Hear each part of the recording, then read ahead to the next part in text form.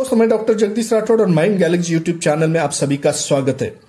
आज का हमारा सब्जेक्ट है एक्सप्लिसिट मेमोरी। एक्सप्लिसिट मेमोरी का मतलब ही होता है सुव्यक्त या समझने वाली सरल मेमोरी, जो अंडरस्टैंड हो सकती है, समझ सकते हैं। ये कॉन्शियस लेवल पे होती है और ये इंटरनली रिकलेक्शन है एक प्रकार का, और वो भी इस बेस पे है कि प्रीवियस कोई हमारा एक्सपीरियंस है तो उस एक्सपीरियंस से अगर कोई रिलेटेड बातें हैं तो वो बातें हमें अच्छे से याद रह सकती है।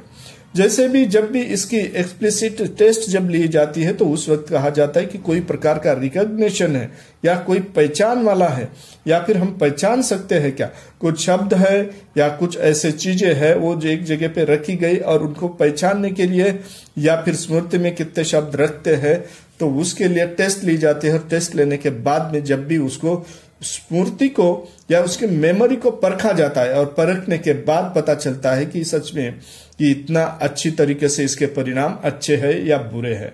इसी को लेवल ऑफ प्रोसेसिंग इफेक्ट भी कहते हैं। इसके जो एग्जाम्पल्स है वो लेवल ऑफ प्रोसेसिंग इफेक्ट का मतलब है कोई प्रकार का हमने अगर हमारे धारणा में, हमारे स्मृति में अच्छे से अगर रखे जाते हैं तो वो अच्छे से रिकॉल भी होते हैं।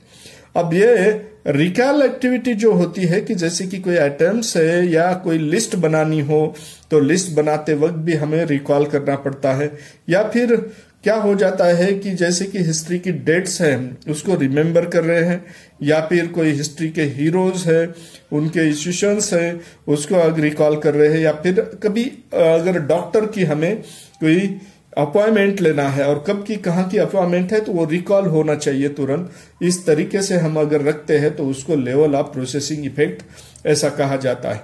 अब ये लेवल ऑफ प्रोसेसिंग इफेक्ट जो है ये रिकॉग्नाइज होने के इस बेस के ऊपर आधारित है। जैसे आपको अगर किसी प्रकार का अगर विज्ञापन देना है या फिर कोई स्लोगन है तो वो अच्छी तरह याद रह सकता है क्योंकि वो हमारे प्रीवियस एक्सपीरियंस या रिदम के साथ जुड़े होते हैं और वो हमारी मेमोरी में अच्छे तरीके से स्टोर भी किए जा सकते हैं।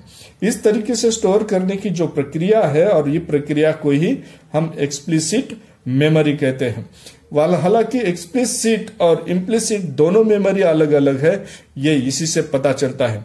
दोस्तों, अभी तक हम देख रहे थे एक्सप्लिसिट मेमोरी, और इसी तरीके से और कुछ मेमोरी के बारे में, याददाश्त कैसे करना उसकी टेक्निक्स के बारे में हम आगे चल के देखने वाले हैं और उसकी टेक्निक्स भी बताने वाले हैं। इसलिए इसे लाइक कीजिए, सब्सक्राइब कीजिए, शेयर कीजिए और बेल आइकॉन दबाइए। नमस्ते।